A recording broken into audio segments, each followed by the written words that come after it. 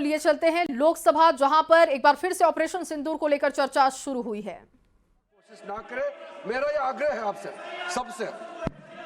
मैंने सब मुद्दे को कहा, हर मुद्दा इंपॉर्टेंट होता है। प्लीज प्लीज बैठिए बैठिए बैठिए। माननीय सदस्यगण, हम आज आइटम नंबर 14 पहलगांव में आतंकवादी हमले के जवाब में भारत के मजबूत, सफल एवं निर्णायक ऑपरेशन सिंदूर पर विशेष चर्चा के लिए यहाँ उपस्थित हुए हैं। मेरा सभी माननीय सदस्यों से आग्रह है, ये विषय अत्यंत गंभीर एवं संवेदनशील है। ऑपरेशन सिंदूर के माध्यम से भारत की सेना द्वारा आतंकवाद के विरुद्ध निर्णायक कार्रवाई को पूरी दुनिया ने देखा है। हम सबको हमारी सेना के अदम्य साहस, शौर्य और पराक्रम पर गर्व है। ये सदन साक्षी रहा है, जब जब भी देश के अंदर गंभीर चुनौती हो, गंभीर मुद्दे हो, हमने राष्ट्रीय मुद्दों पर सदैव एकजुटता दिखाई है। आतंकवाद एक वैश्विक चुनौती है। मेरा आपसे आग्रह है कि आज हम राष्ट्रहित और मानवता के भाव को सर्वोपरि रखते हुए हम इस प्रकार से सार्वगर्भित और मर्यादित चर्चा करें कि हमारी सेना और अन्य रक्षा बलों का गौरव बढ़े। भारत की संसद से दुनिया में आतंकवाद के विरुद्ध सामूहिक संघर्ष का एक मजबूत संदेश संसद से जाए। माननीय रक्षा मंत्री राजनाथ सिंह जी।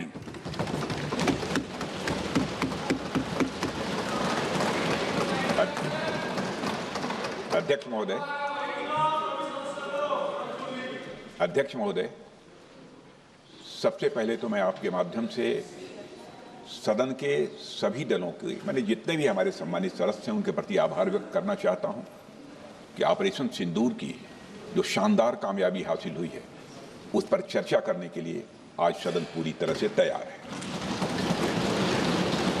अध्यक्ष महोदय, सबसे पहले मैं इस सदन के माध्यम से मैं देश के उन वीर सपूतों को, उन बहादुर सैनिकों को नमन करता हूं, जिन्होंने की राष्ट्र की सीमाओं की रक्षा के लिए जब भी आवश्यकता पड़ी है अपना बलिदान देने में वह पीछे नहीं रहे हैं। आज भी वह तैयार हैं और आज भी वह तत्पर हैं। साथ ही मैं उन सैनिकों की स्मृति को भी अध्यक्ष महोदय नमन करता हूं, जिन्होंने की भारत की एकता और अखंडता सुनिश्चित करने के लिए अपना सर्वस्व बलिदान कर दिया। मैं पूरे देश की तरफ से सेनाओं के सभी जवानों के प्रति कृतज्ञता व्यक्त करता हूं। अध्यक्ष महोदय, आज मैं आपकी अनुमति से ऑपरेशन सिंदूर से जुड़े कुछ महत्वपूर्ण तथ्यों और विषयों को सदन के समक्ष रखने के लिए यहां खड़ा हूं। अध्यक्ष महोदय, 6 और 7 मई 2025 को भारतीय सेनाओं ने ऑपरेशन सिंदूर के नाम से एक ऐतिहासिक सैन्य कार्रवाई को अंजाम दिया। यह केवल एक सैन्य कार्रवाई नहीं थी, बल्कि यह भारत की संप्रभुता, उसकी अस्मिता, देश के नागरिकों के प्रति हमारी जिम्मेदारी और आतंकवाद के खिलाफ हमारी नीति का एक इफेक्टिव और डिसाइसिव डिमॉन्स्ट्रेशन था। अध्यक्ष महोदय, जैसा इस सदन को जानकारी है, 22 अप्रैल 2025 को जम्मू कश्मीर के पहलगाम क्षेत्र में एक अमानवीय और कायराना आतंकी हमला हुआ। इस हमले में हमारे 25 निर्दोष नागरिकों सहित एक नेपाली नागरिक की भी जान गई थी। उन निर्दोष लोगों की जान उनका धर्म पूछ कर लिया गया। यह अपने आप में अमानवीयता का सबसे कुत्सित और सबसे घृणित उदाहरण था।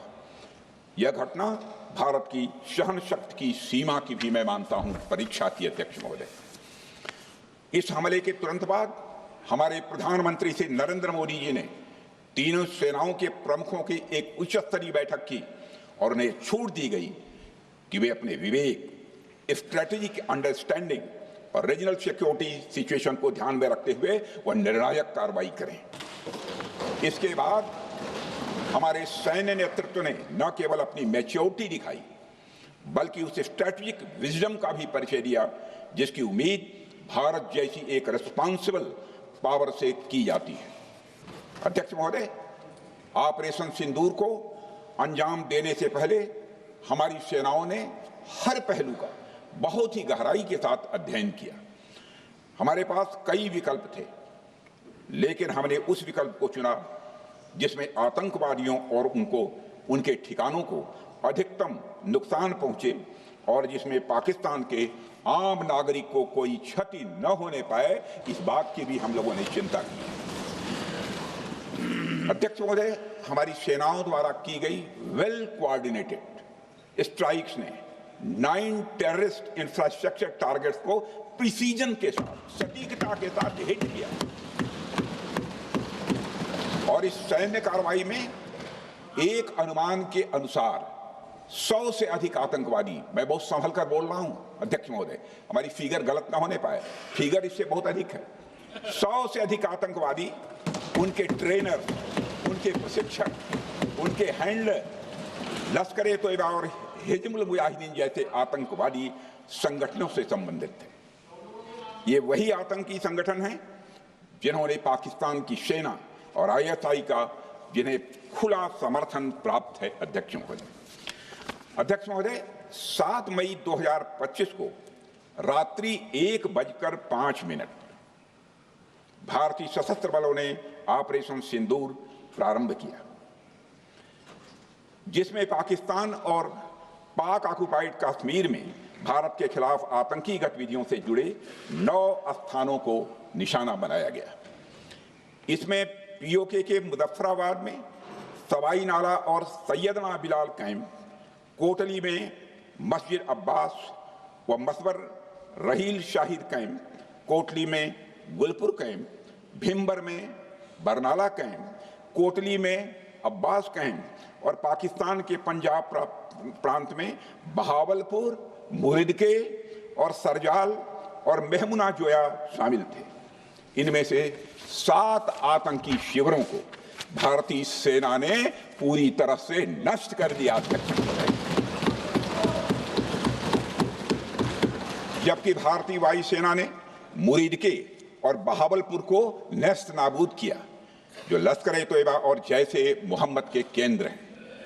पूरा ऑपरेशन मात्र, अध्यक्ष महोदय, जानकर पूरे सदन को प्रसन्नता होगी कि विदिन 22 मिनट्स पूरा ऑपरेशन समाप्त हो गया और हमने आतंकवादियों को उनके घर में घुसकर मारा।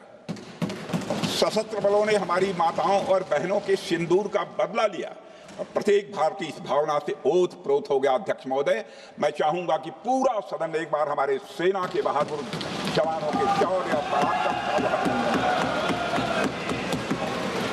अध्यक्ष महोदय, यह सिंदूर की लाली शौर्य की कहानी है। यह सिंदूर की लाली शौर्य की कहानी है, भारत के मस्तक पर वीरता की निशानी है।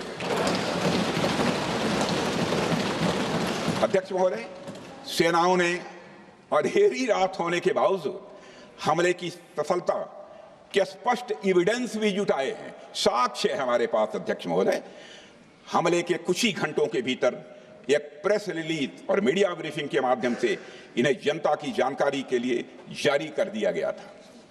मुझे यह पुष्टि करते हुए गौरव की अनुभूति हो रही है कि सशस्त्र बल अपने सभी मिशन ऑब्जेक्टिव्स को पूरा करने में पूरी तरह से सक्षम रहे और साथ ही कामयाब रहे। अध्यक्ष महोदय, 7 मई 2025 को हमले माने 1:35 के तुरंत बाद भारतीय DGMO ने हॉटलाइन संदेश के माध्यम से पाकिस्तान के DGMO यानी डायरेक्टर जनरल मिलिट्री ऑपरेशन से संपर्क किया और टेरर इंफ्रास्ट्रक्चर के खिलाफ हमारे हमले के रेशनल और मेथोडोलॉजी के बारे में पूरी जानकारी दी और यह तथ्य भी बताया ये हमले एस्केलेटरी नेचर वाले नहीं थे, माने इसको हम आगे नहीं बढ़ाना चाहते। जिन मुहि मारा तिन मुहि मारे। अध्यक्ष महोदय, इस प्रकार प्रभु हनुमान ने लंका में अपनी रणनीति बनाई थी, उसी प्रकार हमने भी उन्हीं को निशाना बनाया जिन्होंने हमें नुकसान पहुंचाया था। हालांकि पाकिस्तान ने इस रेशनल को समझने से इनकार कर दिया और अगले कुछ दिनों तक सिविलियन और सैन्य ठिकानों पर गोलीबारी करके बड़े पैमाने पर सीज फायर वायलेशन करके स्थिति को एस्केलेट करने की उसने कोशिश की। अध्यक्ष महोदय, 7-8 मई 2025 की रात को क्लियरली आइडेंटिफाइड आतंकवाद संबंधी ठिकानों पर हमारे सफल ऑपरेशन के बाद, सफल हमले के बाद पाकिस्तान ने स्थिति को एस्केलेट कर दिया और अनमैन्ड एरियल सिस्टम और अन्य साधनों का उपयोग करके भारतीय वायुसेना के बेसेस, भारतीय वायुसेना के सेंसर्स और सेना के फॉर्मेशन हेडक्वार्टर्स से लेकर ब्रिगेडों तक पर भी उसने हमला कर दिया। हालांकि हमारी इंटीग्रेटेड एयर डिफेंस ग्रिड और काउंटर यूएस ग्रिड ने इन हमलों को सफलतापूर्वक विफल कर दिया। अध्यक्ष महोदय, यस 400 यमारसैन आकाश मिसाइल सिस्टम और एयर डिफेंस गन्स बहुत प्रभावी साबित हुई हैं। अध्यक्ष महोदय, इस एस्केलेशन पर हमारा जवाबी हमला स्विफ्ट, प्रोपोर्शनेट और नवातुला था। अध्यक्ष महोदय, जिसमें 8 मई 2025 को केवल चुनिंदा पाकिस्तानी एयर डिफेंस सिस्टम और सेंसर नेटवर्क को प्रिसीजन गाइडेड मिशन द्वारा म्यूनिशंस द्वारा जो है टारगेट किया गया। अध्यक्ष महोदय, हमारी कार्रवाई पूरी तरह से सेल्फ डिफेंस में थी, न तो वह प्रोवोकेटिव थी और न तो एक्सपेंशनिस्ट थी। पाक द्वारा ये हमले 7 मई 25 से लगातार चले और 10 मई 2025 को रात लगभग 1:30 पर पाकिस्तान ने बड़े पैमाने पर भारत के ऊपर मिसाइल, ड्रोन, रॉकेट और अन्य लॉन्ग रेंज वेपन्स का इस्तेमाल किया। इसके साथ साथ उन्होंने इलेक्ट्रॉनिक वॉरफेयर से जुड़ी टेक्नोलॉजीज का भी सहारा लिया। अध्यक्ष महोदय, उनके निशाने पर हमारे भारतीय वायुसेना के अड्डे, थल सेना के एम्यूनिशन डिपोज, हवाई अड्डे और मिलिट्री कैंट थे। अध्यक्ष महोदय, यह कहते हुए मुझे गौरव की अनुभूति हो रही है कि हमारे air defence system, counter drone system और इलेक्ट्रॉनिक इक्विपमेंट्स ने पाकिस्तान के इस हमले को पूरी तरह से नाकाम कर दिया। पाकिस्तान हमारे किसी भी टारगेट को हिट नहीं कर पाया। अध्यक्ष महोदय, और हमारे किसी भी इंपॉर्टेंट एसेट को नुकसान नहीं हुआ है।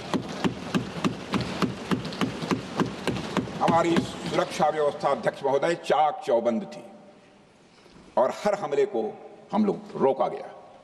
मैं इसके लिए भारतीय सेना के बहादुर सैनिकों की जमकर सराहना करता हूं, जिन्होंने दुश्मन के हर मंसूबे पर पानी फेर दिया।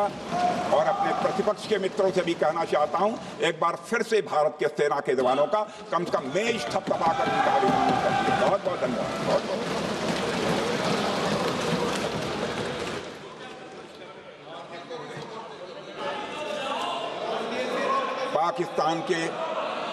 पाकिस्तान के इस हमले के जवाब में हमारी कार्रवाई साहसिक थी, ठोस थी और प्रभावी थी। भारतीय वायुसेना ने वेस्टर्न फ्रंट पर पाकिस्तान के हवाई अड्डों, command and control systems, military infrastructures और एयर डिफेंस सिस्टम को निशाना बनाया और इस मिशन को हमारी सेनाओं ने सफलतापूर्वक अंजाम देने में कामयाबी हासिल की। अध्यक्ष महोदय, हमारी सेनाओं ने चकलाला, सरगोधा, रफीकी, रहीम यार खान, जैकबाबाद, सुक्कुर और भोलारी जैसे बड़े एयरबेस पर प्रहार किया और पूरी दुनिया ने भारतीय वायुसेना के शौर्य और पराक्रम की तस्वीर देखी।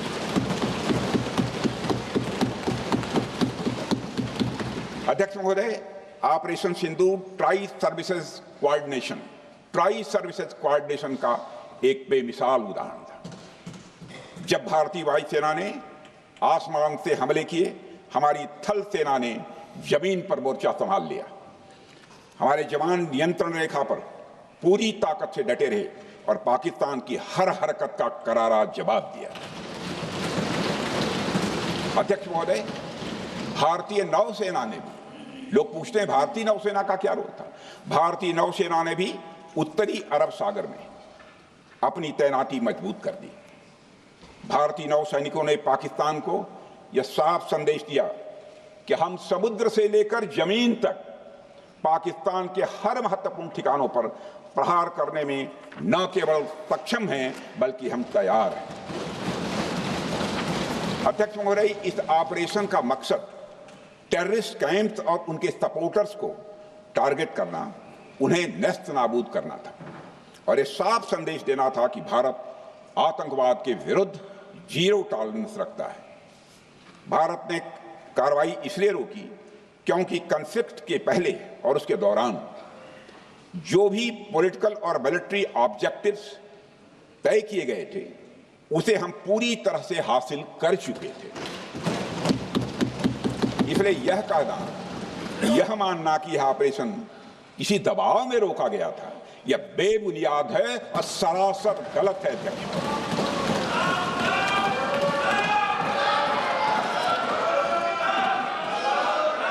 मैं सदन को फिर से आश्वस्त करना चाहता हूं, आपने राजनीतिक जीवन में अध्यक्ष महोदय, मैं आपके माध्यम से सदन को आश्वस्त करना चाहता हूं, अपने राजनीतिक जीवन में जानबूझकर कभी भी असत्य न बोलूं, इसकी भरपूर कोशिश की है मैंने, चाहे सदन हो अथवा सदन के बाहर। अध्यक्ष महोदय, मैं आपके माध्यम से सदन को यह भी अवगत कराना चाहता हूं,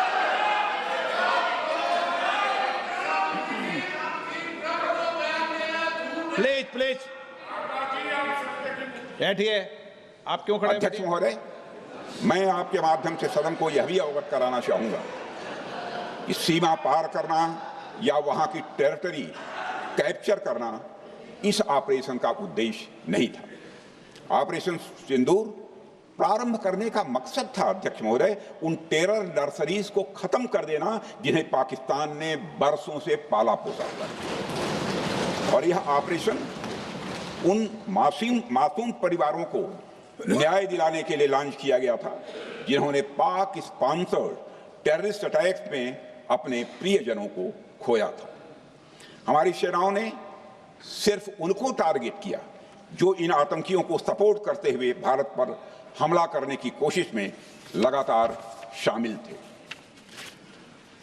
अध्यक्ष महोदय, ऑपरेशन सिंदूर का ओवरऑल पॉलिटिको मिलिट्री ऑब्जेक्टिव यह था कि आतंकवाद के रूप में प्रॉक्सी वार लड़ रहे पाकिस्तान को सजा दी जाए और इसी वजह से आर्म फोर्सेस को पूरी आजादी दी गई थी कि वो अपने टारगेट खुद चुने और करारा जवाब दें।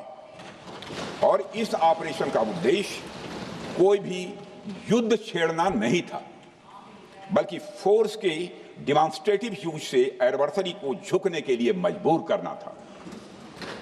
10 मई की सुबह जब भारतीय वायुसेना ने पाकिस्तान की मल्टीपल एयरफील्ड्स पर करारा प्रहार किया तो पाकिस्तान ने हार मान ली है अध्यक्ष महोदय, और हॉस्टिलिटी रोकने की कोशिश की। अब रोक दीजिए महाराज। उन्होंने एक कोशिश की, हमारे डीएमओ से बात की, महाराज अब रोक दीजिए, बहुत हो गया। यह पेशकश इस कैबिनेट के साथ स्वीकार की गई थी। सुने, रुकिए तो रुकिए, बता दो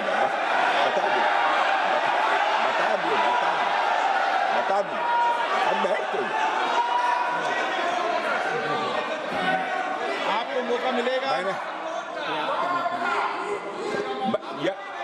यह क्यों रुका, इसका पहले ही मैं पूरी तरह से वर्णन कर चुका हूं अध्यक्ष महोदय।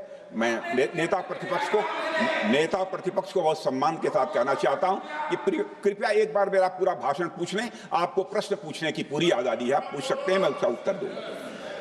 अध्यक्ष महोदय, 10 मई की सुबह जब भारतीय वायुसेना ने पाकिस्तान की मल्टीपल एयरफील्ड्स पर करारा प्रहार किया तो पाकिस्तान ने हार मान ली और हॉस्टिलिटी रोकने की उन्होंने पेशकश की। यह पेशकश इस कैबिनेट के साथ स्वीकार की गई हम लोगों के द्वारा कि यह ऑपरेशन केवल पाज किया गया है, स्थगित किया गया है। यह ऑपरेशन समाप्त नहीं हुआ है अध्यक्ष महोदय। अगर पाकिस्तान की ओर से भविष्य में कोई भी मिस एडवेंचर हुआ तो यह ऑपरेशन, अध्यक्ष महोदय, मैं सदन को आश्वस्त करना चाहता हूं, दोबारा प्रारंभ हो।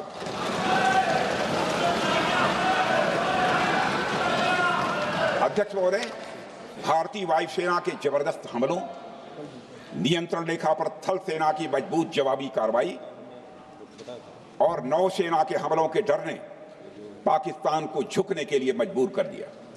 अध्यक्ष महोदय, और पाकिस्तान की हार उनकी एक सामान्य विफलता नहीं थी, बल्कि यह उसके सैन्य बल और मनोबल या दोनों की एक हार थी। 10 मई को पाकिस्तान के डीजीएमओ ने भारत के डीजीएमओ से संपर्क किया और सैन्य कार्रवाइयों को रोकने की अपील की। मैं सदन में यह बात फिर से दोहराना चाहूंगा कि पाकिस्तान के डीजीएमओ ने भारत के डीजीएमओ से संपर्क किया और सैन्य कार्रवाइयों को रोकने की अपील की। 12 मई को दोनों देशों के डीजीएमओ के बीच औपचारिक संवाद हुआ और दोनों पक्षों ने सैन्य कार्रवाइयों पर विराम लगाने का निर्णय लिया।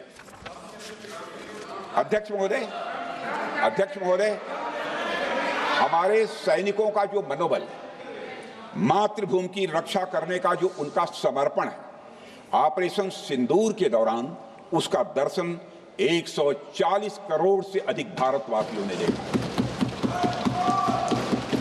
मुझे खुद भी और प्रधानमंत्री जी को सीमावर्ती क्षेत्रों में जाकर हमारे जवानों से मुलाकात का अवसर मिला है।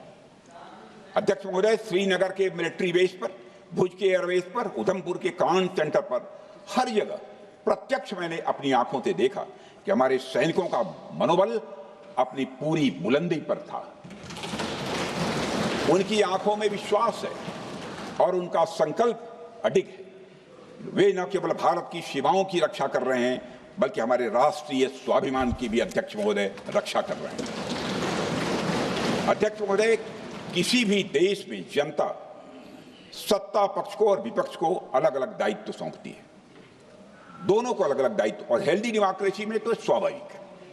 सत्ता पक्ष का काम होता है जनता के हितों को ध्यान में रखते हुए कार्य करना, और विपक्ष का काम होता है सरकार से जनता के मुद्दों से संबंधित जरूरी प्रश्न पूछना। ऑपरेशन सिंदूर क्यों शुरू किया गया, इसकी जानकारी पहले भी दी गई है और आज भी मैंने सदन को दी है।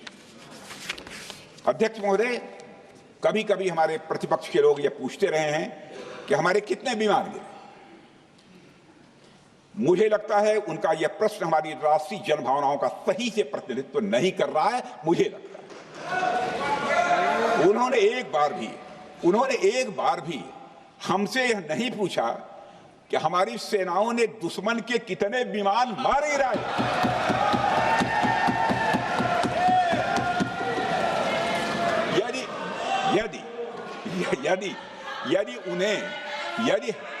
यदि उन्हें प्रश्न पूछना ही है अध्यक्ष महोदय, तो उनका प्रश्न यह होना चाहिए, क्या भारत ने आतंकवादी ठिकानों को तबाह किया?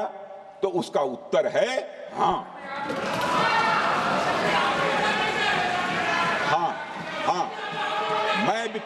मैं विपक्ष के सम्मानित साथियों से कहना चाहता हूं कि आपको प्रश्न पूछना है तो यह प्रश्न पूछिए, क्या ऑपरेशन सिंदूर सफल रहा? तो उसका उत्तर है हाँ।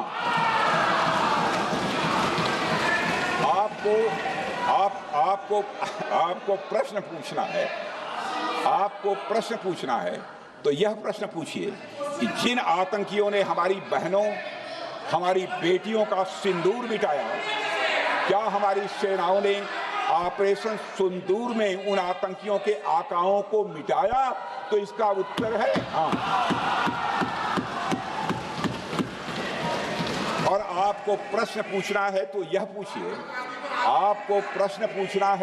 पूछिए कि इस ऑपरेशन में क्या हमारे जाबाज सैनिकों को कोई क्षति हुई है?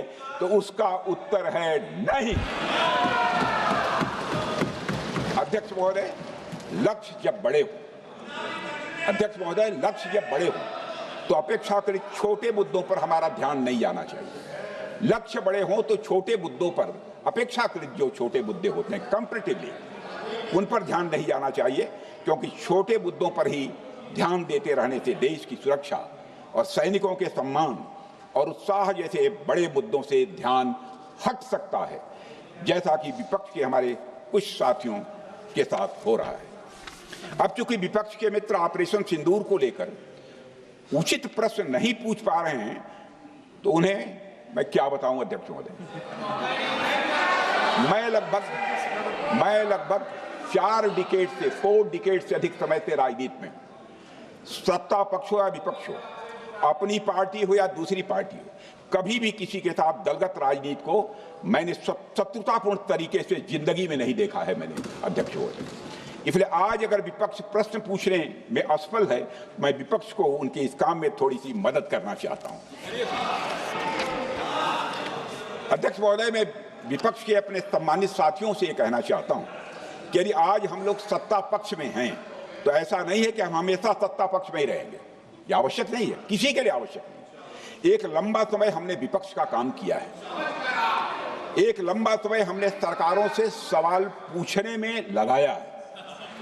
जनता ने जब हमें विपक्ष में रहने का दायित्व सौंपा था, तो हमने विपक्ष में रहकर विपक्ष की भूमिका को बड़े ही सकारात्मक तरीके से निभाया भी है।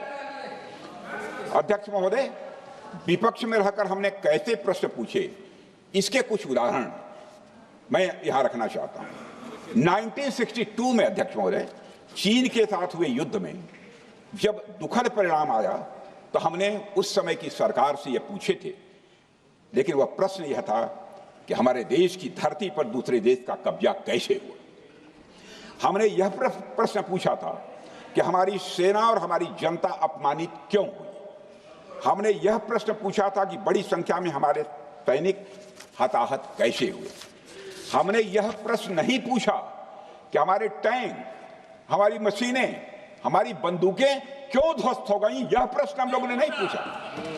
मशीनों और तोपों की चिंता न करके अध्यक्ष महोदय, हमने देश की टेरिटरी की चिंता की, हमने देश के सैनिकों की। इसी तरह 71 के युद्ध में, 71 के युद्ध में जब हमने पाकिस्तान को सबक सिखाया, उस समय की सरकार को मैं बधाई देना चाहता हूं। हमने अपने राजनीतिक और सैन्य नेतृत्व की प्रशंसा की। हमने ये नहीं देखा कि किस दल की सरकार है, किस विचारधारा की सरकार है, इसकी चिंता नहीं की कभी। हमारे नेता अटल बिहारी वाजपेयी ने संसद में खड़े होकर उस समय के नेतृत्व की प्रशंसा की थी। हमने इस बात की खुशी जाहिर कि हमने अपने शत्रु को सबक सिखाया। हमने उस दौरान यह प्रश्न नहीं पूछा कि इस सबक सिखाने के दौरान में भारत के कितने प्लेन्स गिरे, भारत के कितने इक्विपमेंट्स बर्बाद हुए। यह प्रश्न अध्यक्ष महोदय उस समय भी हम लोगों ने नहीं पूछा। अध्यक्ष महोदय, यदि मैं इसे और भी प्रैक्टिकल तरीके से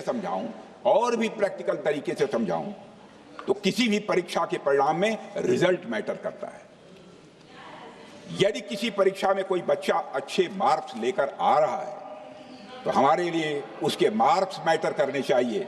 हमें इस बात का ध्यान नहीं रखना चाहिए कि एग्जाम के दौरान उसकी पेंसिल टूट गई थी या उसकी पेन खो गई।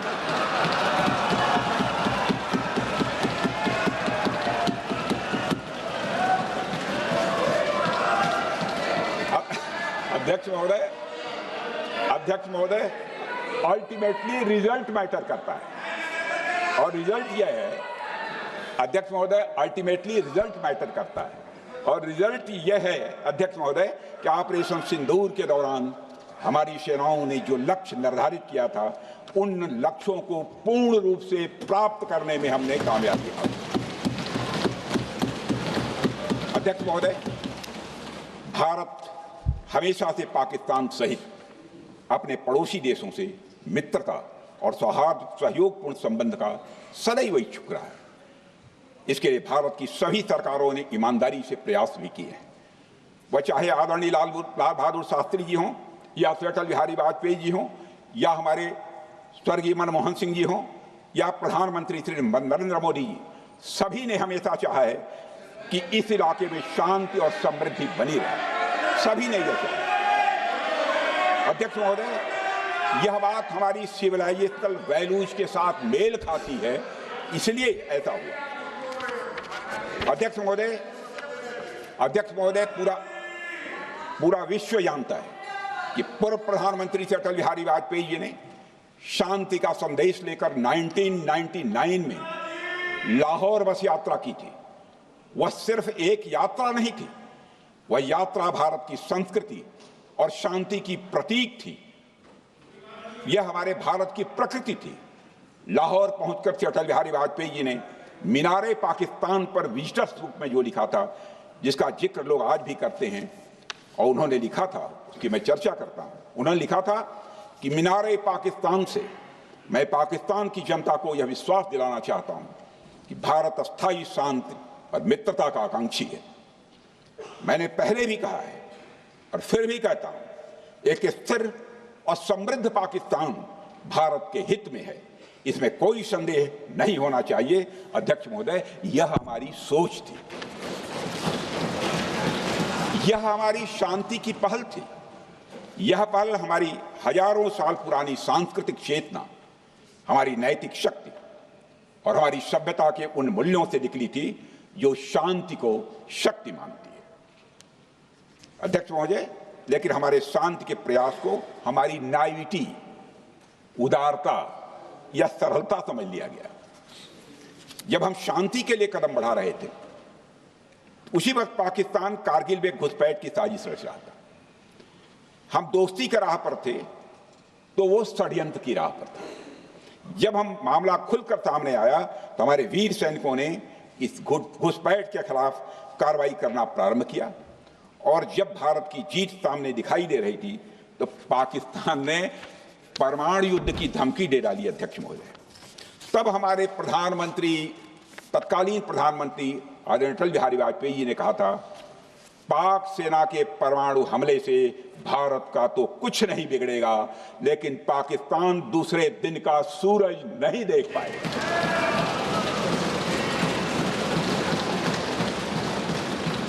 यानी अटल जी जो शांति का पैगाम लेकर गए, वही अटल जी शक्ति का भी परिचय देने में तनिक भी नहीं हिचके। यही है भारत। अध्यक्ष महोदय, यह सामर्थ्य का उद्घोष था। यह एक स्पष्ट संदेश था कि भारत शांति चाहता है, लेकिन अगर कोई हमारी संप्रभुता को चुनौती देगा तो उसका जवाब भी उतनी ही दृढ़ता से दिया जाएगा। अध्यक्ष महोदय, 2015 में जब हमारे प्रधानमंत्री मोदी जी ने लाहौर जाकर नवाज शरीफ से मुलाकात की तो भारत ने फिर से दोस्ती का हाथ बढ़ाया। अध्यक्ष महोदय, हम वाकई में शांति की राह पर चलना चाहते थे, क्योंकि हमारी मूल प्रकृति बुद्ध की है, युद्ध की नहीं है।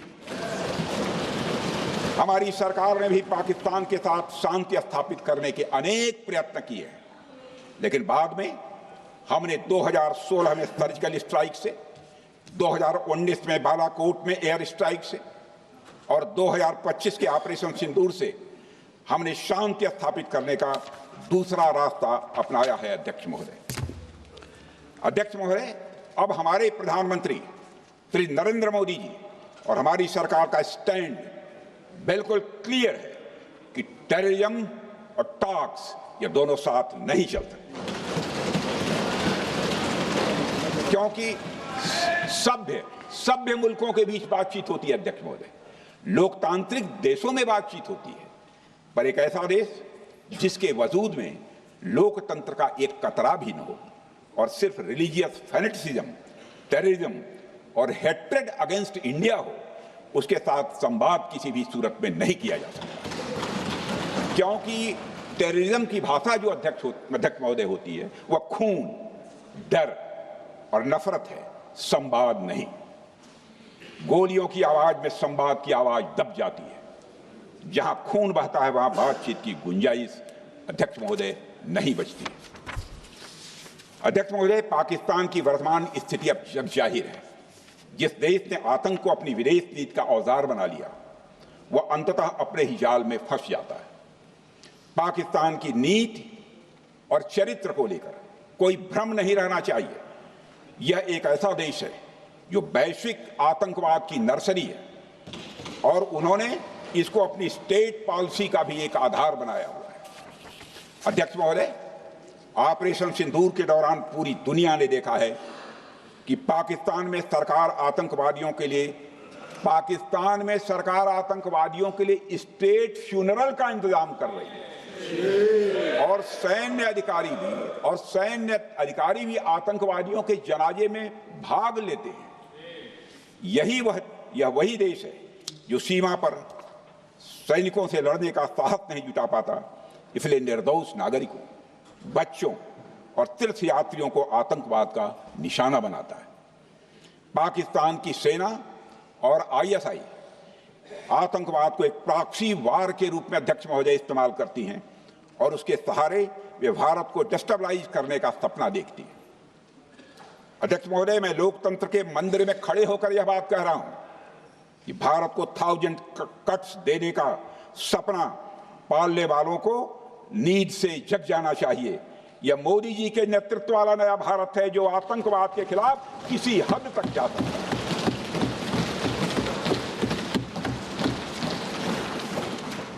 अध्यक्ष महोदय, आप भारत का इतिहास जानते हैं। देखिए, हमने कभी भी किसी की 1 इंच जमीन पर आज तक कभी कब्जा नहीं किया है। हम यह भी जानते हैं कि युद्ध अपनी बराबरी वालों से करना चाहिए। ऐसा गोस्वामी तुलसीदास जी ने लिखा है और गोस्वामी तुलसीदास जी कहते हैं कि नीति ऐसी ही होनी चाहिए, प्रीति और बैर बराबरी वाले से ही करनी चाहिए। शेर यदि मेढकों को मारे तो उसका बहुत अच्छा संदेश नहीं आता है अध्यक्ष महोदय। और अध्यक्ष महोदय, हमारे देश की सेना शेर है।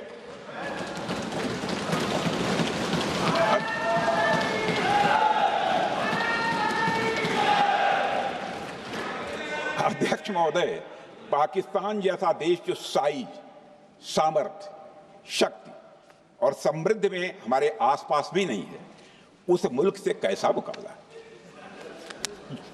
जो मुल्क अपने अस्तित्व के लिए दूसरों पर आश्रित हो, उसके मुकाबले का मतलब है अपना स्तर कम करना। हमारी नीति है आतंकवाद के खिलाफ प्रभावी कार्रवाई करना। हमारा पाकिस्तान विरोध उनकी आतंकवाद की नीति के कारण है, इसलिए पाकिस्तान का हमारा विरोध है। अध्यक्ष महोदय, हम अगर शांति की आशा के लिए हाथ बढ़ाना जानते हैं तो अशांति फैलाने वाले हाथों को उखाड़ना भी जानते हैं। अध्यक्ष महोदय, अगर शांति के प्रयास करना हम जानते हैं तो दुष्टों को जो भाषा समझ में आए उसी भाषा में समझाना भी जानते हैं। सठे साक्ष्यम समाचरेत, अर्थात दुष्ट के साथ दुष्टता का ही व्यवहार करना पड़ता है कभी कभी। अध्यक्ष महोदय, हमने भगवान कृष्ण से सीखा है कि शिशुपाल की 100 गलतियां माफ की जा सकती हैं, पर अंत में धर्म की रक्षा के लिए सुदर्शन चक्र उठाना ही पड़ता है। हमने पार्लियामेंट का अटैक सहा है अध्यक्ष महोदय, 2008 का मुंबई अटैक सहा है, झेला है, लेकिन अब हमने कह दिया है इनफ इज इनफ। अब हमने सुदर्शन चक्र उठा लिया है अध्यक्ष महोदय। अध्यक्ष महोदय, हमारी प्रवृत्ति भगवान राम और भगवान कृष्ण से प्रेरित है, जो हमें शौर्य भी सिखाती है और धैर्य भी सिखाती है।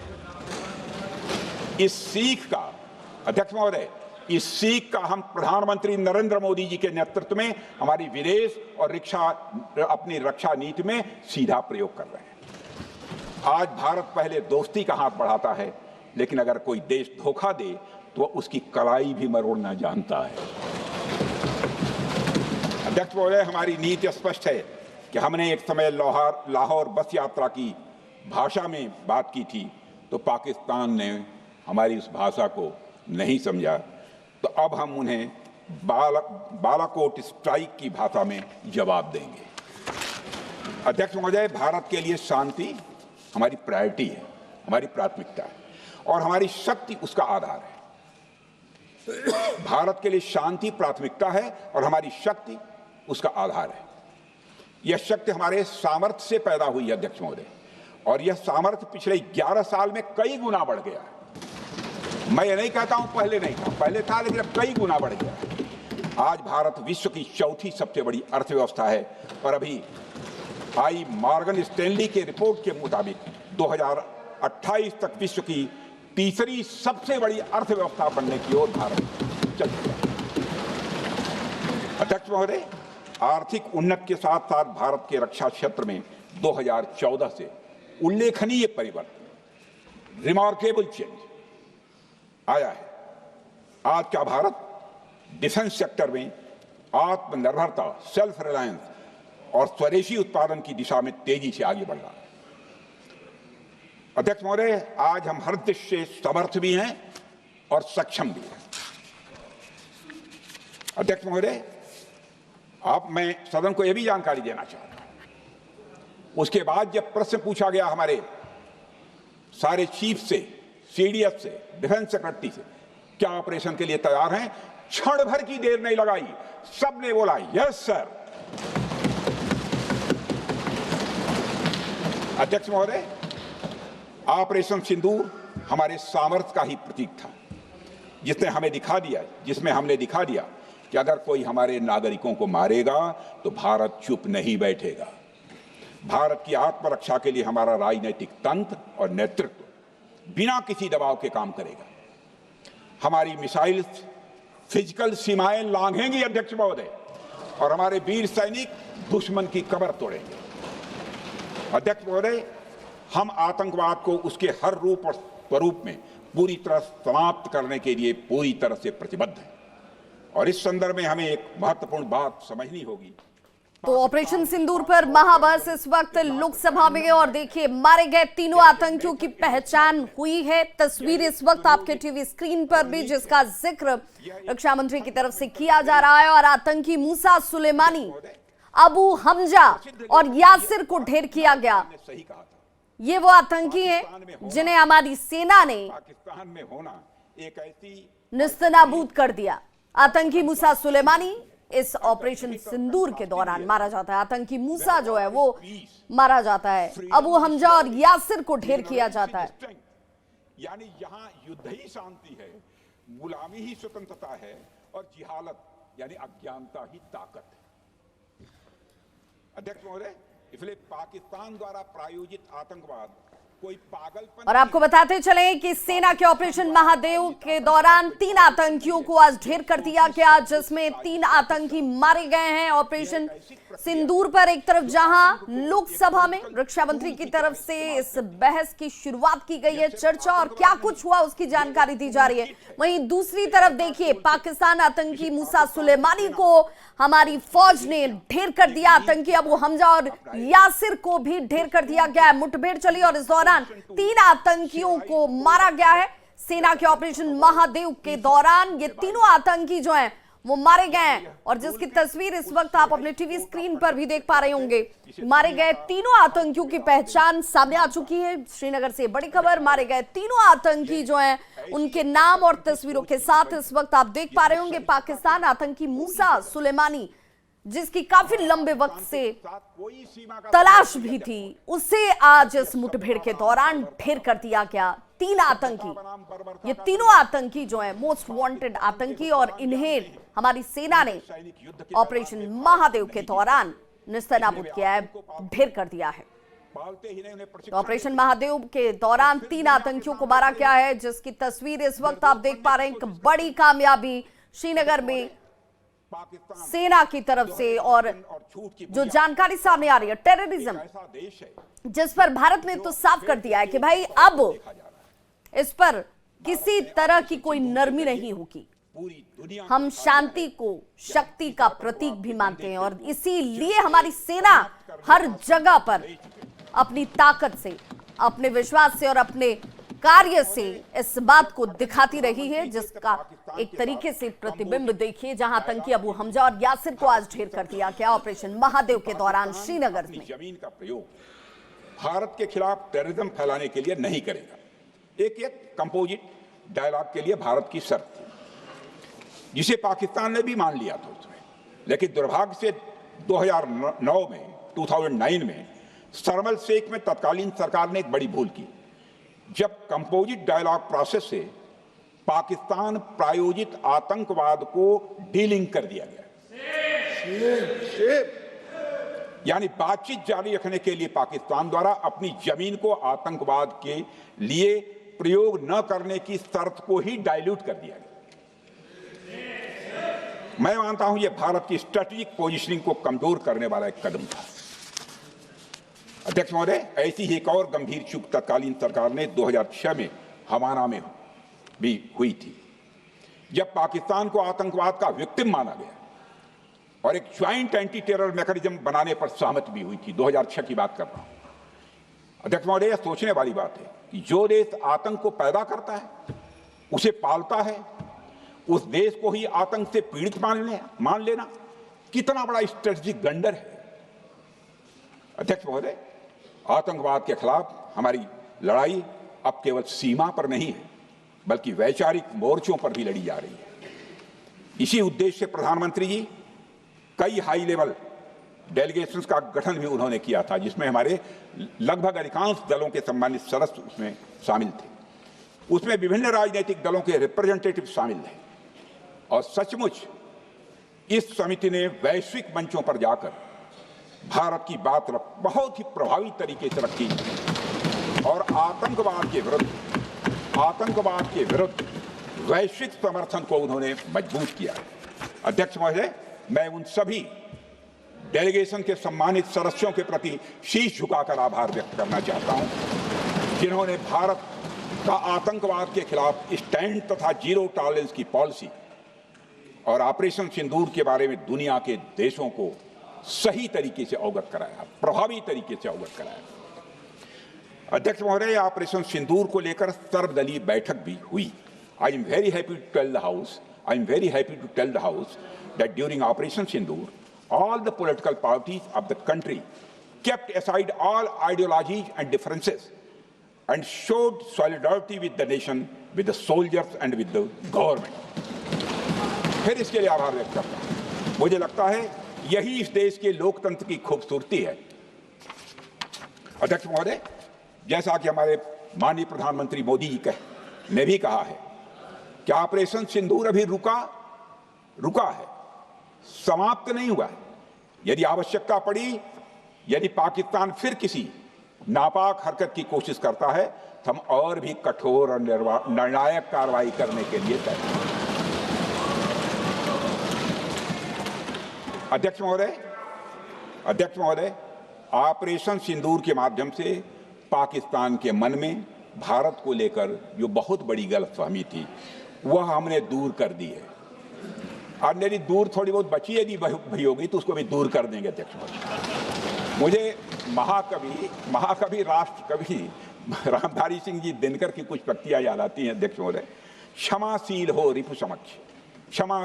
रिपु समक्ष तुम हुए विनत जितना ही, दुष्ट कौरवों ने तुमको कायर समझा उतना ही। अध्यक्ष महोदय, भारत ने न केवल अपनी सैन्य अगर दर्द से